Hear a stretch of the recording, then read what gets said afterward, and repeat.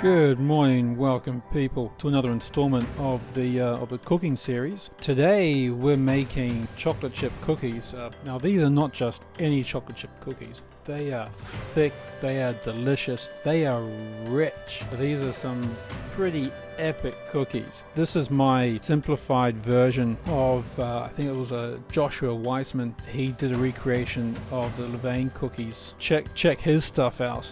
Definitely, well, for one, has looked a lot better than mine, as you'll see, but they taste amazing, even if you do mess up the presentation. Here's my take on these awesome cookies. The recipe is simplified, but certainly check out Joshua's website for the real recipe for this stuff. So today we've got 3.5 cups of all-purpose flour, 3 tablespoons of cornstarch, then 2 teaspoons of cornstarch. The addition of cornstarch is to make up for the absence of cake flour. 1.5 teaspoons of salt, half a teaspoon of baking soda, 1.25 cup of butter, 1.25 cup of brown sugar, half a cup of caster sugar, 5 eggs, 2 cups of walnuts, and about a pound of chopped chocolate.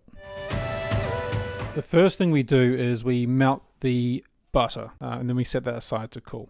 We combine the flour, the salt, the cornstarch, the baking soda, and we mix all that together. We also mix in the sugar. What should happen is you should mix the egg and the sugar together. I missed this step, however, they still turned out okay, but that's what you should do. So now with the flour and the sugar and all those ingredients mixed together, we're going to add in the walnuts and lastly the chocolate.